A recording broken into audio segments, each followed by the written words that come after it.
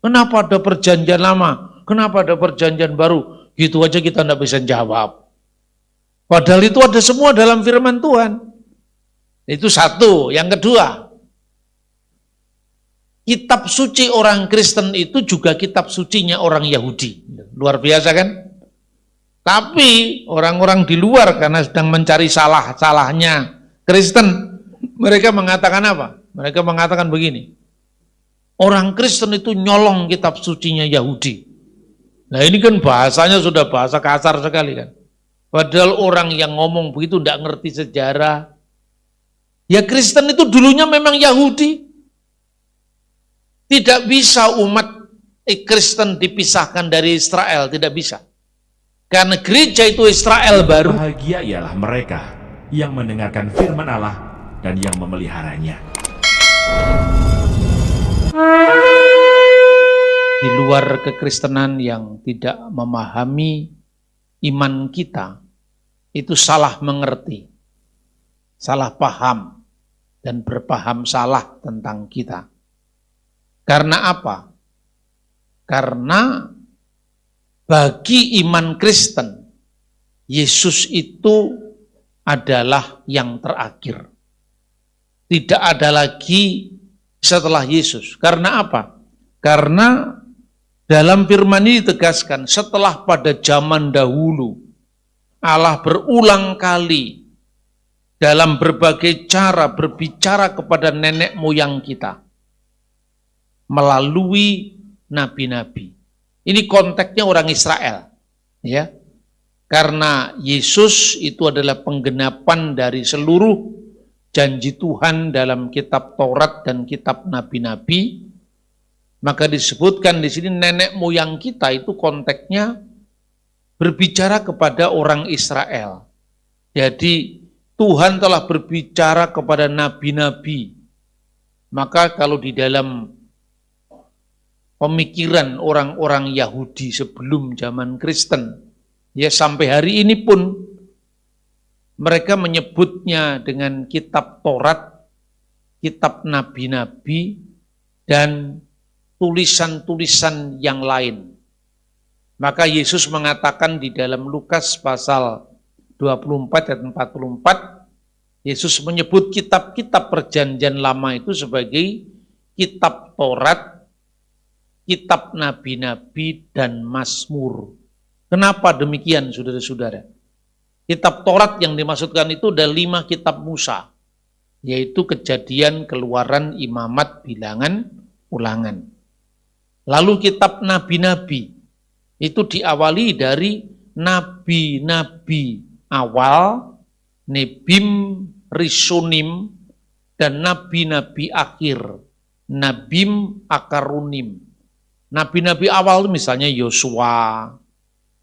Nabi-nabi akhir itu dibagi menjadi 2 lagi, yaitu nabi-nabi besar, Yesaya, Yeremia, Yehezkiel, dan nabi-nabi kecil yang terdiri dari 12 nabi, ya. Lalu yang terakhir baru yang disebut Ketubim. Ketubim itu tulisan-tulisan suci selain Taurat dan kitab nabi-nabi, karena diawali dari buku yang namanya Mazmur, Mazmur Raja Daud. Maka Yesus cukup menyebut judul pertamanya, yaitu Mazmur. Tapi maksudnya seluruh kitab yang lain, selain Taurat, Musa, Kejadian, Keluaran, Imamat, Bilangan, Ulangan, selain kitab nabi-nabi yang besar, yang kecil, yang awal, yang akhir, yaitu tulisan-tulisan yang lain yang diawali dari Mazmur. Semuanya itu yang oleh orang Kristen disebut perjanjian lama. Lah kenapa ada perjanjian lama? Karena Nabi Yeremia dalam kitab Yeremia pasal 31 ayat 31 itu menubuatkan nantinya Tuhan akan mengadakan perjanjian baru dengan umat Israel dan umat Yehuda. Perjanjian baru itu sebelum Yesus datang sudah dinubuatkan, nanti Tuhan akan mengadakan perjanjian baru dengan umat Israel dan umat Yehuda. Kenapa disebut umat Israel, umat Yehuda? Karena waktu itu setelah zamannya Raja Salomo, Israel sudah terbelah jadi dua.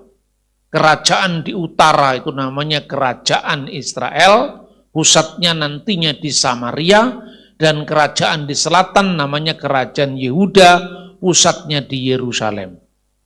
Diadakan perjanjian baru antara dua umat itu. Cirinya apa? Tuhan akan menuliskan Tauratnya pada batin mereka. Jadi Tuhan tidak lagi menuliskan hukumnya di atas loh batu seperti di zaman Musa, di mana Tuhan menuliskan 10 hukum Tuhan yang dikenal dengan 10 perintah Allah di loh batu, tapi dituliskan di batin mereka, di loh hati mereka. Maka penggenapannya kapan? Penggenapannya ketika pencurahan Roh Kudus pada hari Pentakosta, di mana Roh Kudus muncul dalam bentuk lidah-lidah api memasuki para murid. Kenapa Roh Kudus tidak lagi muncul dalam bentuk burung merpati seperti saat pembaptisan Yesus, tapi muncul dalam bentuk lidah-lidah api? Karena Roh Kudus sedang menuliskan hukum dalam batin para murid yang nantinya setiap perilaku, perkataan, perbuatan, mujizat Yesus ditulis oleh para saksi mata itu, dan tulisan-tulisan yang diilhamkan Roh Kudus ini disebut perjanjian baru. Karena menggenapi nubuat dari kitab Nabi Yeremia pasal 31 ayat 31 tadi. 31 dan seluruh ayat itu berbicara tentang perjanjian baru. Nah, makanya kitab-kitab orang Yahudi yang oleh Yesus disebut kitab Taurat Musa, kitab nabi-nabi dan Mazmur tadi disebutnya perjanjian lama. Kenapa? Karena firman Tuhan kepada Nabi Yeremia, karena perjanjianku yang pertama itu sudah mereka ingkari. Perjanjian pertama itu mana? Perjanjian yang sebelumnya, yaitu kita sebut perjanjian lama. Nah, saudara-saudara, ini penting sekali. Karena banyak sekali dalam percakapan-percakapan sehari-hari, orang Kristen diteror, ditanya, kenapa ada perjanjian lama? Kenapa ada perjanjian baru? Gitu aja kita tidak bisa jawab. Padahal itu ada semua dalam firman Tuhan. Itu satu. Yang kedua, kitab suci orang Kristen itu juga kitab sucinya orang Yahudi. Luar biasa kan? Tapi orang-orang di luar karena sedang mencari salah-salahnya Kristen, mereka mengatakan apa? Mereka mengatakan begini, orang Kristen itu nyolong kitab sucinya Yahudi. Nah, ini kan bahasanya sudah bahasa kasar sekali kan.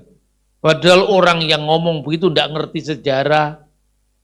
Ya, Kristen itu dulunya memang Yahudi. Tidak bisa umat Kristen dipisahkan dari Israel, tidak bisa. Karena gereja itu Israel baru. Israel itu jumlahnya berapa Bapak Ibu? 12 suku kan? Berapa muridnya Yesus? 12.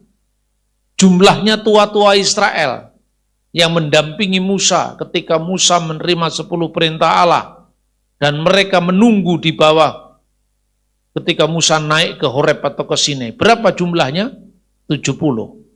Lukas pasal 10, selain Yesus memiliki murid yang jumlahnya 12, ada murid yang jumlahnya 70.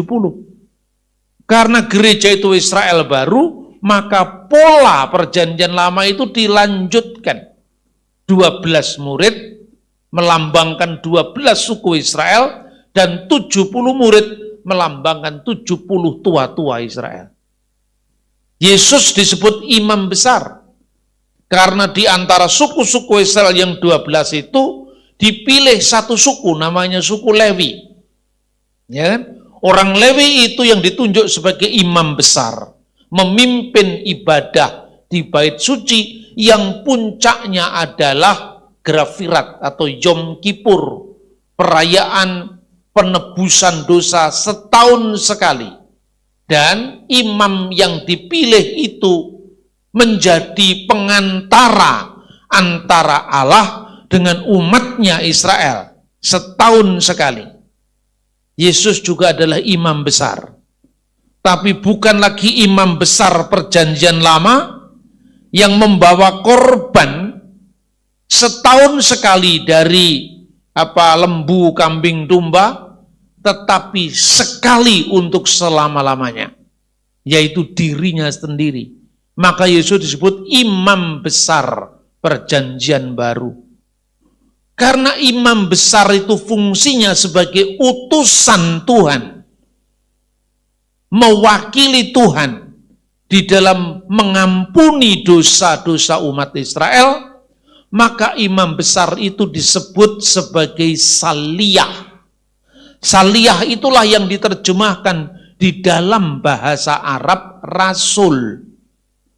Dalam posisi Yesus sebagai imam besar itulah maka Yesus disebut rasul.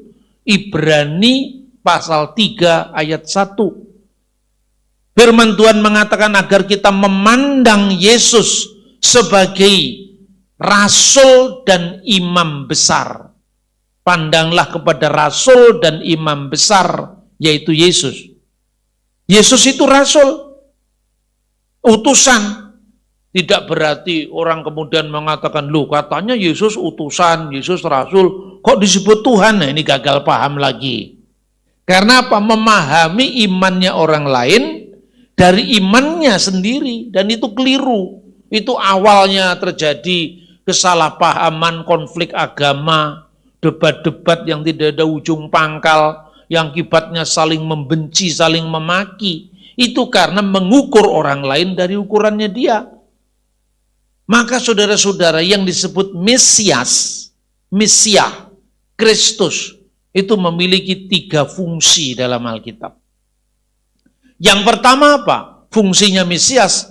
Fungsinya Mesias itu adalah nabi. Yang kedua imam. Yang ketiga raja. Jadi Yesus disebut Mesias itu karena dia nabi kita, karena imam besar kita, karena dia raja kita. Ini clear, mesti clear.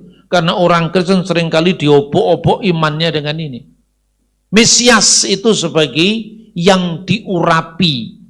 Diurapi oleh minyak untuk apa? Sebagai yang diurapi Tuhan sebagai raja penyelamat, malka, mesiha, atau juru selamat.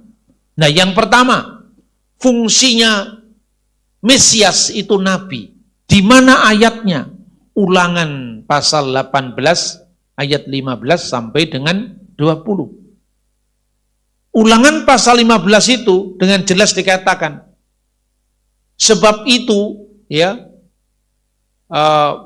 ulangan pasal, seorang nabi di tengah-tengahmu, di antara saudaramu, yang seperti aku akan dibangkitkan oleh Tuhan Allahmu. Dialah yang harus kamu dengarkan. Seorang nabi di tengah-tengahmu. Bahasa aslinya, bahasa Ibrani itu.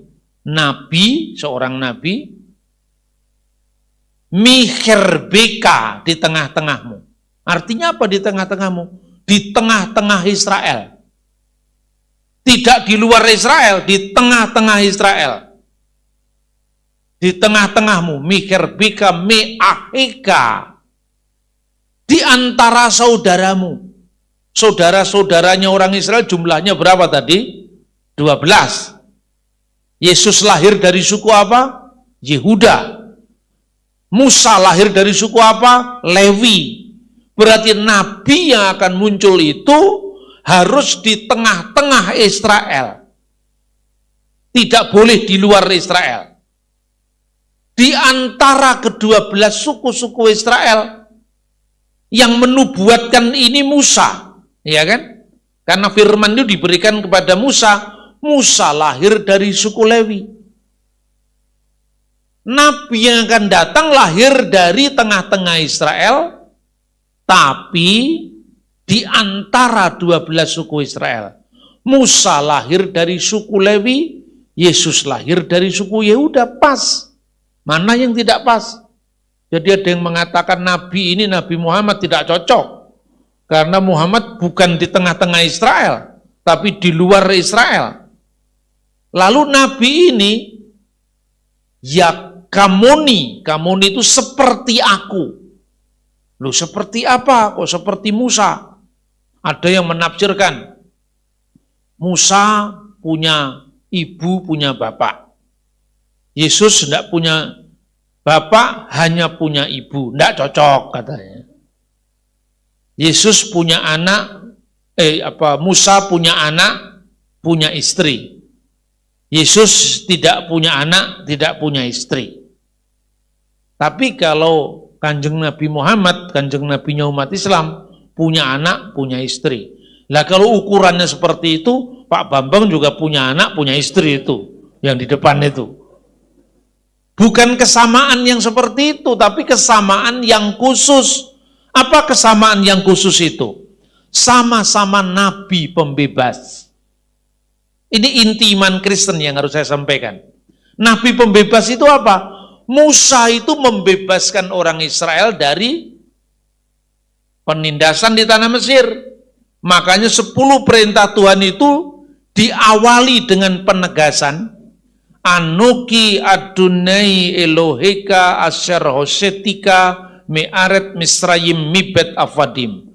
Akulah Tuhan Allahmu yang membawa engkau keluar dari tanah Mesir, dari tempat perbudakan. Jadi Nabi yang membebaskan.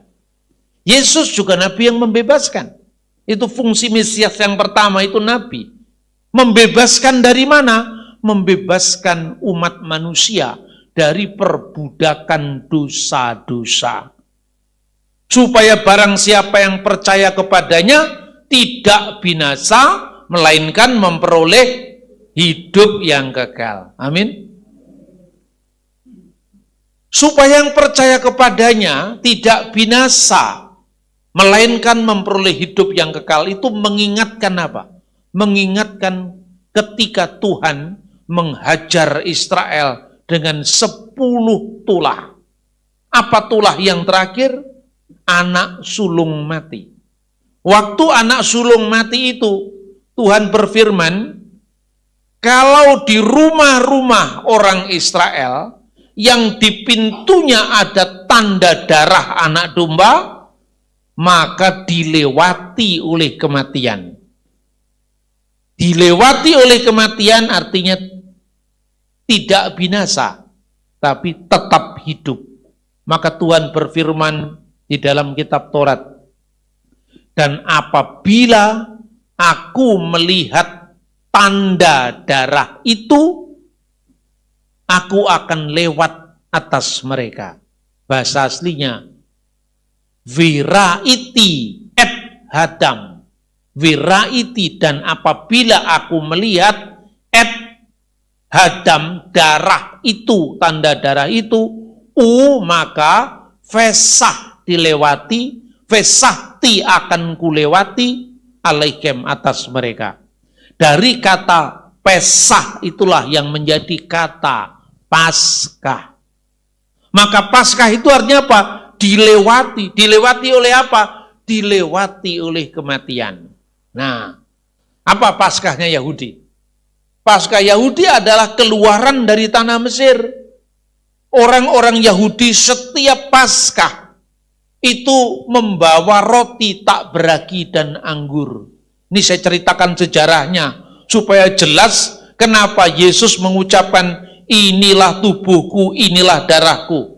Seperti yang sebentar diperingati dengan perjamuan suci atau ekaristi atau perjamuan tubuh dan darah Kristus.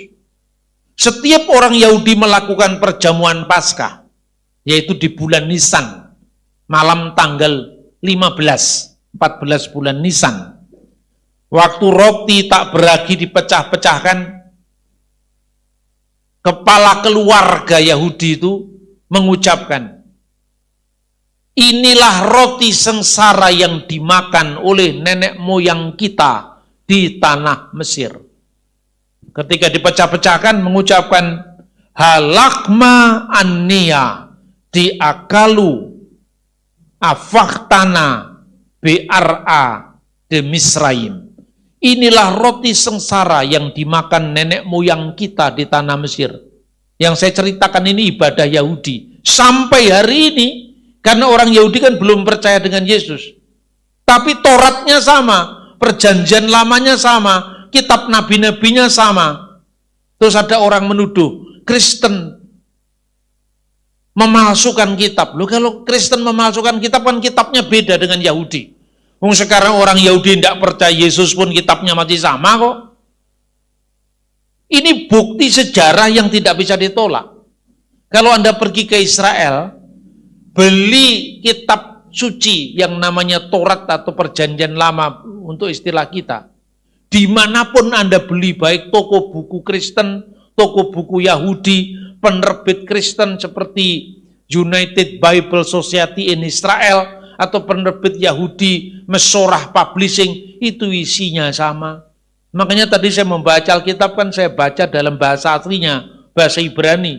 Itu menunjukkan bahwa apa yang dibaca oleh Alkitab kita King James Version, lembaga Alkitab, NIV, itu sama dengan kitabnya orang Yahudi yang namanya Jewish Bible. Ya saudara-saudara, maka inilah roti sengsara yang dimakan oleh nenek moyang kita di Mesir, lalu diberkati, dibagi-bagikan, dimakan. Anggur, inilah anggur sengsara yang diminum nenek moyang kita di Mesir. Lalu mereka berkati, dibagikan, diminum, lalu perjamuan besar, daging anak domba. Itu Paskah Yahudi. Setelah itu mereka membaca mazmur-mazmur yang diawali dengan halel, pujilah, ya, haleluya, pujilah Tuhan. Mazmur-mazmur halel itulah yang disebut nyanyian pujian. Urutannya persis sama ketika Yesus melakukan perjamuan malam dengan para murid, memecah-mecahkan roti, lalu memberkatinya dan membagikannya kepada para murid. Tapi bedanya ada. Bedanya apa? Waktu perjamuan malam, Yesus tidak mengucapkan inilah roti sengsara yang dimakan oleh nenek moyang kita di tanah Mesir. Tidak.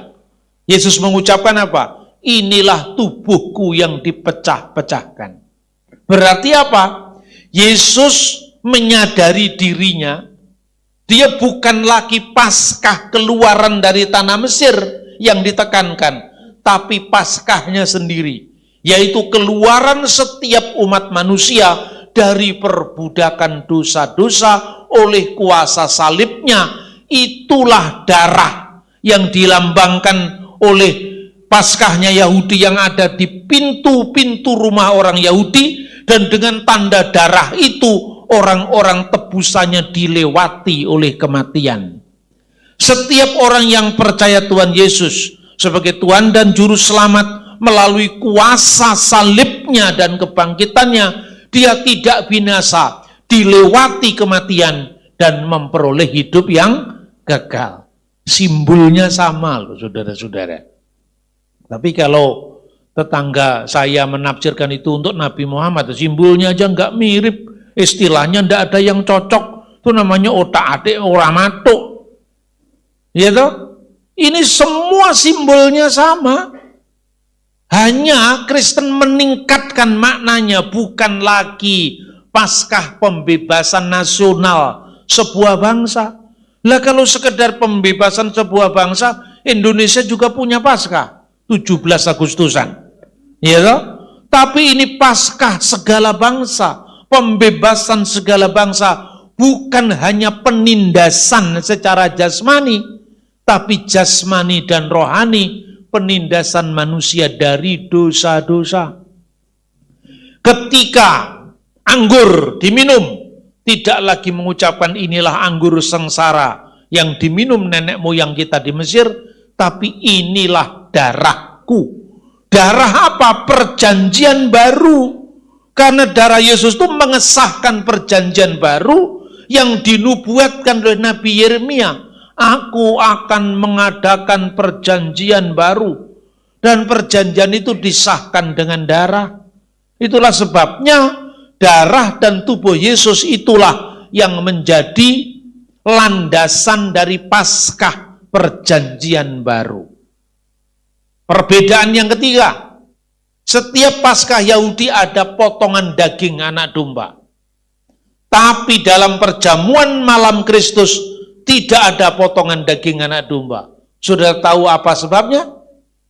Karena Yesus sendiri adalah anak domba Allah, penghapus dosa dunia. Apakah ini kebetulan, saudara-saudara? Tentu bukan kebetulan. Maka dikatakan yang seperti aku, yaitu nabi pembebas. Jadi catat, Yesus itu juga nabi. Karena Mesias itu bermakna nabi, imam, raja. Ya. Kemudian yang kedua, imam. Kita bisa membaca di Mazmur pasal 110. Mazmur pasal 110 mulai dari ayat yang 1. Ayat pertama ya. Firman Tuhan kepada Tuanku. Firman Tuhan kepada Tuanku.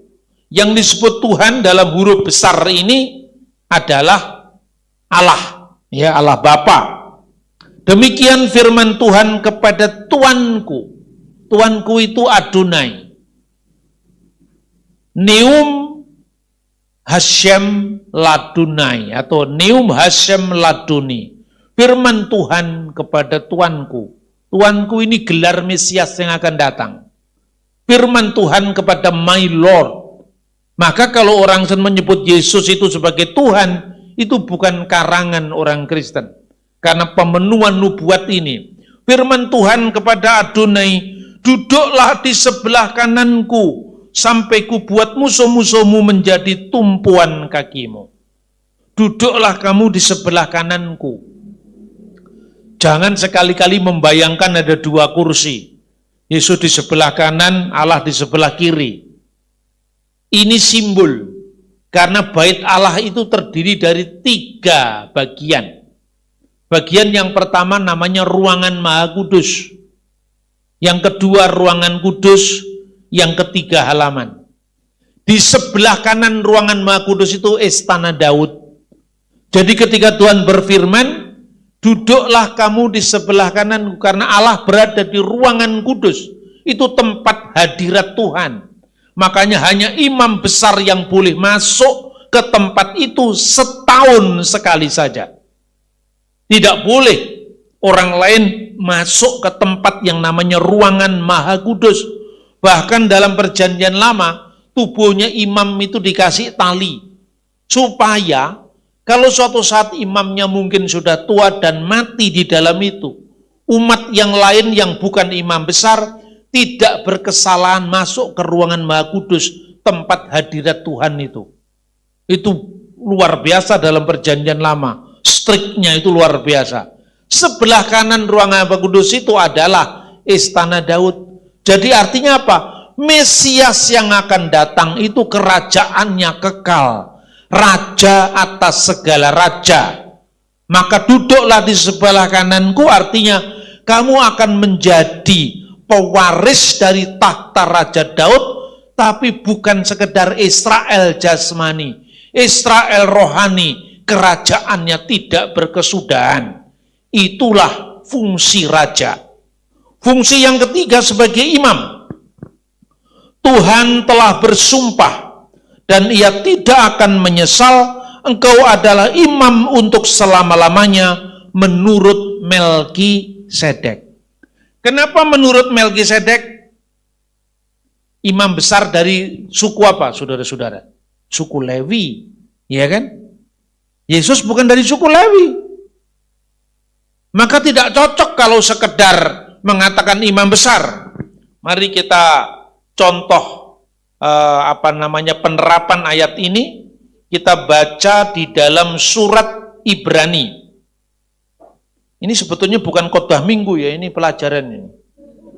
Ya, saya ini setiap kali pelayanan saya selalu membayangkan Jangan sampai orang Kristen nanti kalau ditanya seperti ini bingung, ditanya seperti ini, Yesus katanya nabi, kok disebut Tuhan? Yesus katanya rasul, Ibrani pasal 3 ayat 1, kok disebut Tuhan? Lah itu kita bingung semua. Coba kita baca, Ibrani pasal 7. Sebab Melkisedek ayat 1 adalah Raja Salem dan Imam Allah yang Maha Tinggi. Ia pergi menyongsong Abram ketika Abram kembali dan mengalahkan raja-raja dan memberkati dia. Kepadanya pun Abram memberikan 1/10 dari semuanya. Menurut arti namanya, Melkisedek adalah pertama-tama Raja Kebenaran dan juga Raja Salem, yaitu Raja Damai Sejahtera. Kenapa Abram memberikan perpuluhan pada Melkisedek? Karena itu tanda taat kepada otoritas yang lebih tinggi. Ya kan? Berarti Melkisedek itu sebelum Abraham. Lalu dikatakan, ia tidak berbapa, tidak beribu, tidak bersilsilah. Harinya tidak berawal dan hidupnya tidak berkesudahan. Dan karena ia dijadikan sama dengan anak Allah, ia tetap menjadi imam sampai selama-lamanya. Orang banyak salah menafsir ini loh. Dipikir tidak berbapa, tidak beribu, tidak bersilsilah itu Melkisedek itu tidak punya bapak beneran, tidak punya ibu beneran, tidak ada silsilahnya. Bukan begitu maksudnya. Melkisedek itu manusia biasa. Bahkan ada yang membuktikan dari tafsiran para rabi Yahudi, Melkisedek itu Sem yang masih hidup di masa Abraham. Dan Sem itu adalah imam Salem. Kenapa tidak berbapa? Karena imam Yahudi, imam besar, itu harus lahir dari suku Lewi. Yesus bukan lahir dari suku Lewi. Jadi tidak cocok kalau mau dicari, rujukannya bukan Yesus itu imam besar biasa, tapi imam besar yang luar biasa. Imam besar yang istimewa menurut peraturan Melkisedek. Sebab kalau dicari dari silsilah orang Lewi, tidak ada nama Melkisedek. Wong Melkisedek munculnya sebelum Lewi. Tidak berbapa artinya bapaknya tidak dijumpai dalam silsilah. Tidak beribu, ibunya tidak dijumpai dalam silsilah. Kalau waktu itu ada persidangan pada zaman Yesus, lalu bapaknya tidak diketahui, hanya ibunya yang dikenal. Misalnya namanya adalah Yason. Yason ini bapaknya tidak diketahui, Apator, bapaknya tidak diketahui, tanpa bapak. Ibunya diketahui, dia adalah Ben Miriam, anaknya Miriam. Jadi Apator, putra Maryam. Tapi kalau bapak dan ibunya juga diketahui dalam silsilah, tidak berbapa, tidak beribu. Tidak dikenal bapaknya, tidak dikenal ibunya. Begitu juga dalam silsilahnya Lewi, tidak ada nama bapaknya Melkisedek. Wong Melkisedek itu kakek moyangnya Lewi.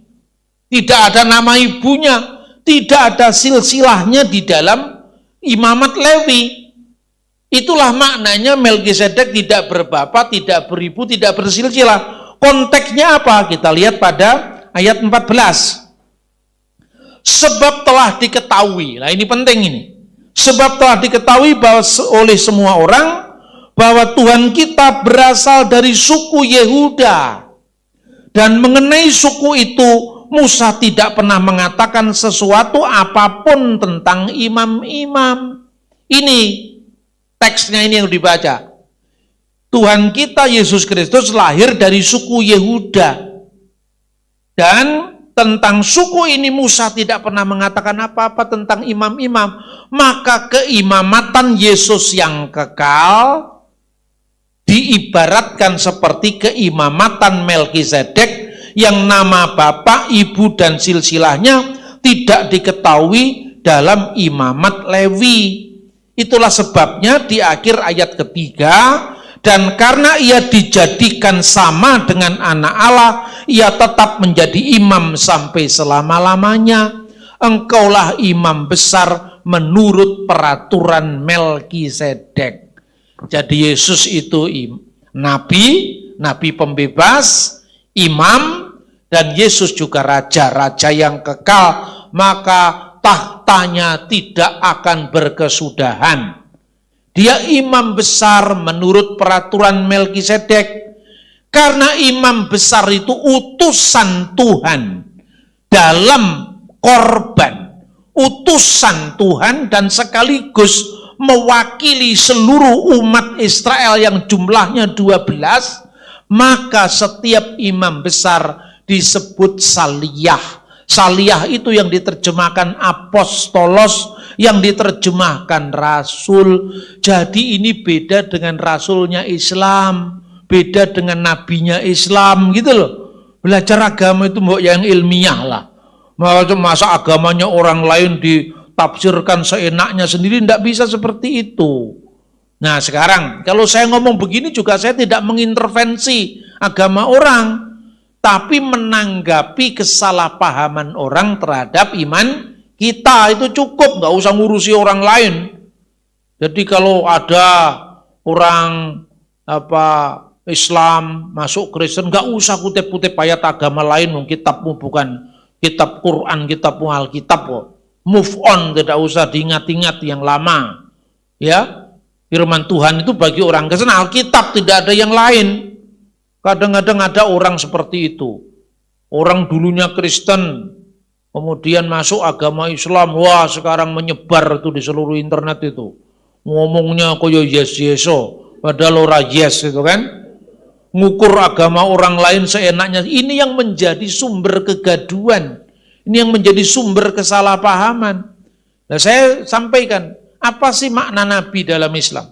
Apa makna Rasul dalam Islam? Beda dengan kita mengistilahkan Nabi dan Rasul. Nah orang masih mengatakan, "Duh Pak, kalau gitu jangan pakai istilah Nabi." Lah kenapa enggak boleh pakai Nabi? Wong Nabi itu bahasa Ibrani, bahasa Alkitab Perjanjian Lama, bahasanya Nabi Musa. Arab itu justru mengambil dari Ibrani Nabi. Kenapa Rasul? Sebelum zaman Islam bahasa Arab sudah dipakai sebagai bahasa orang-orang Kristen di wilayah Syria. Jangan salah paham. Islam bukan satu-satunya agama yang pertama memakai bahasa Arab loh. Kalau saudara-saudara pergi ke Timur Tengah, orang-orang Kristen pakai bahasa apa? Arab, bukan bahasa Jawa. Tidak ada ngerti pakai bahasa Jawa. You kan pergi setiap bulan Desember, Natal, itu putar TV di Bethlehem.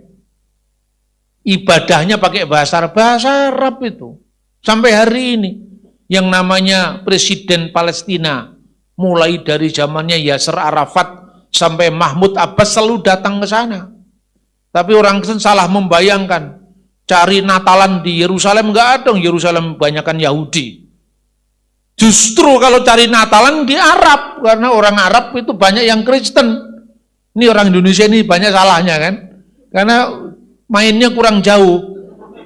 Bener nggak? Kalau Anda lihat di Bethlehem, waktu Natalan ada namanya taranim rohania, ya. Halumma bina mas'aral mu'minin ila baitlahim nasir munsidin hunaka lada sayyidil alamin linasjud bihublahu linasjud bihublahu linasjud bihublahu abidin. Itu kalau orang Arab nyanyi itu panjang pendeknya itu mengubah makna. Makanya abidin. Kalau orang Indonesia, sembah dan puji Dia Sang Raja gitu kan. Kalau Arabnya itu irama unta. Irama unta itu kan harus gini. Ya, Anda mau bisa nyanyi irama unta kayak saya bisa. Anda makan kurma, keleleken dulu 3. Baru lancar. Itu yang namanya taranim rohania. Masih ada satu namanya tilawat masamir. Tilawat masamir itu mazmur yang ditilawatkan. Itu bukan hanya miliknya Islam. Di Timur Tengah ya semuanya begitu. Ya misalnya kalau tilawat Mazamir itu begini. Kalau Koptik ini, gereja Koptik misalnya di Mesir itu begini. Min Mazamir dari kitab Mazmur. Liyabina Dawudin Nabi wa Malikut Tohir barokatuhu alaina amin. Haleluya. Itu Mazmur. Itu namanya bermazmur, ya kan? Mazmur dari Nabi dan Raja kita Daud, berkatnya atas kita semua, amin, haleluya. Lalu teksnya dibaca, Ilahi, ilahi, limada taroktani. Ya, Mazmur pasal 22 misalnya. Itu namanya tilawat Mazamir, itu mendayu. Tapi kalau baca Injil lain lagi. Kalau baca Injil namanya adalah mulahan Injil. Jamaknya mulahanat al-anajil. Itu nggak ada kaitannya dengan Al-Quran ini. Nggak ada kaitannya dengan agama Islam. Ini Kristen tapi di gereja ortodok di Timur Tengah sana. Kalau misalnya baca Injil itu misalnya fasal syarib min Injil Yuhana. Jadi pasal dari Injil Yohanes lalu teksnya dibaca. Fil badil kanal kalimah wal kalimatu kana indallah wa kana kalimatullah hadza kana fil badi indallah kullu syai'in bihi kana wa bi kurihi lam yakun syai'un mimma kan al-masdulillahi daiman. Itu Yohanes pasal 1 sampai dengan 3. Hafal loh? Karena orang timur itu suka menghafal. Kalau orang barat, kalau baca Alkitab harus ngerepek dulu. Karena budaya barat itu budaya tertulis. Budaya timur itu budaya menghafal. Makanya orang timur kan kalau membaca teks itu kan ingatannya kan bagus sekali. Ya kan? Lah saya kan bagian daripada tradisi menghafal itu. Makanya saya membaca Alkitab, bahasa Ibrani, bahasa Arab kadang-kadang ya hafal ya. Kalau saudara-saudara bandingkan, itu mirip ketika orang Jawa mau copat, tahu nggak? Mau copat ya, mau copat itu misalnya gini. Saya berikan contoh ini, mau copat ini. Sekarang pupuhnya gambuk. Orang Jember masa enggak ngerti mau copat.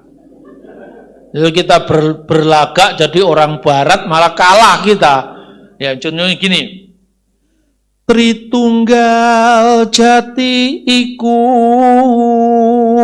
Allah Tritunggal itu maksudnya tan grembak milang piro gustimu. Itu bukan bicara tentang jumlah Tuhanmu. Tritunggal itu bukan bicara tentang jumlah, tapi tentang apa? Nanging madaraken sineng kering Gusti.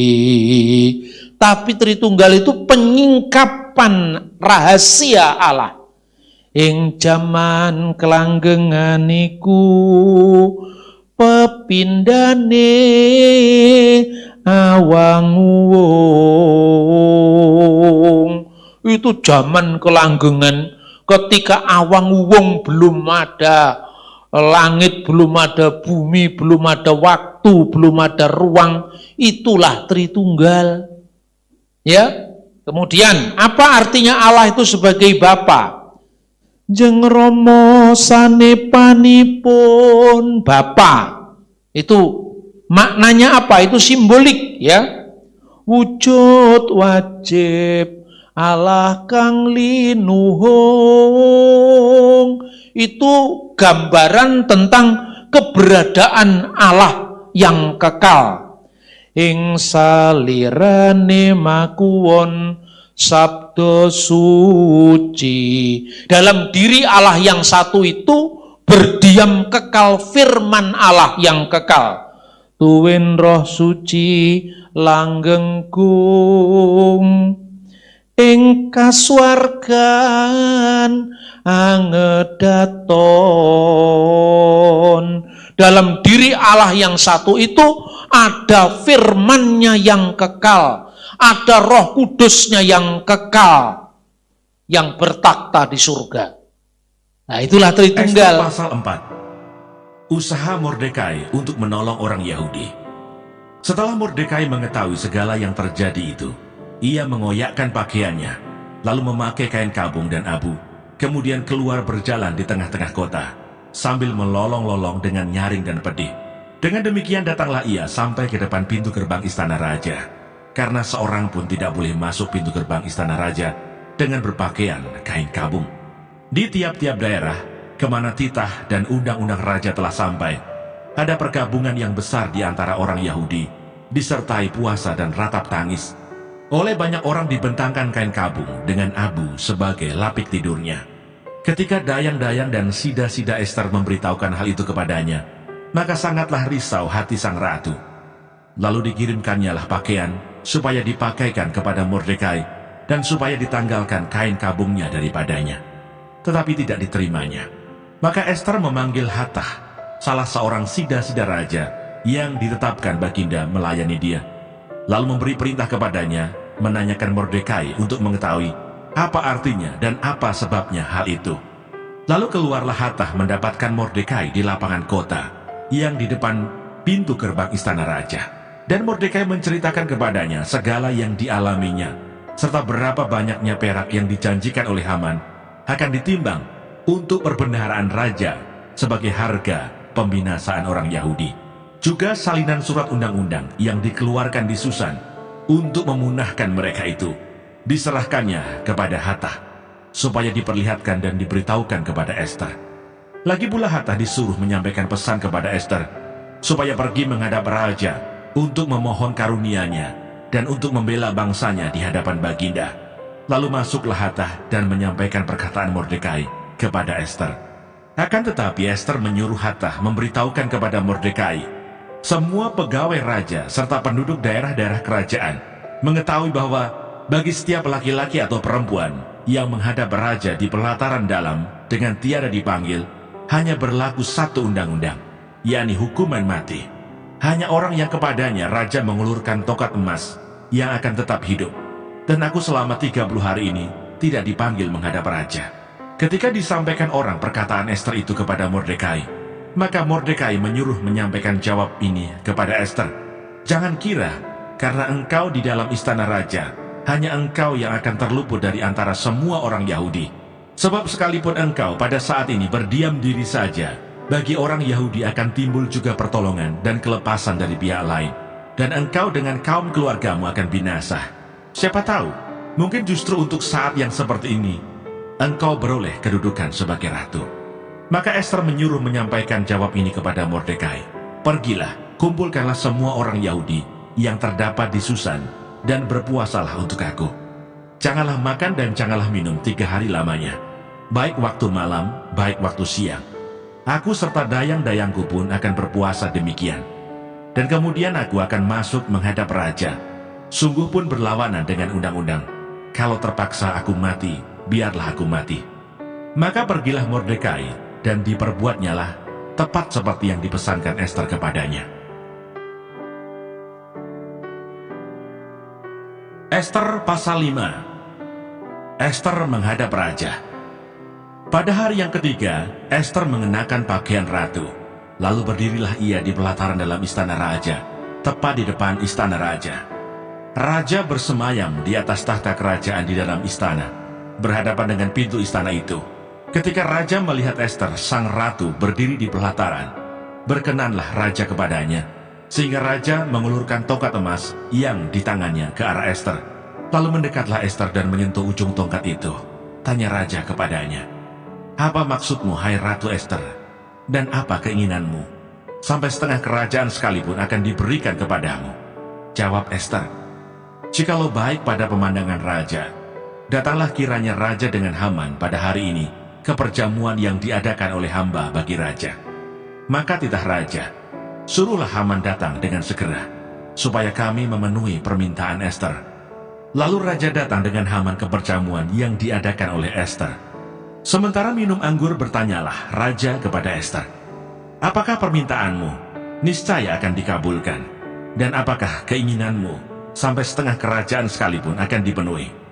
Maka jawab Ester, "Permintaan dan keinginan hamba ialah, jikalau hamba mendapat kasih raja, dan jikalau baik pada pemandangan raja mengabulkan permintaan, serta memenuhi keinginan hamba, datang pula lah kiranya raja dengan Haman ke perjamuan yang akan hamba adakan bagi raja dan Haman. Maka besok akan hamba lakukan yang dikehendaki raja." Haman menyuruh mendirikan tiang penyulaan untuk Mordekai. Pada hari itu keluarlah Haman dengan hati riang dan gembira.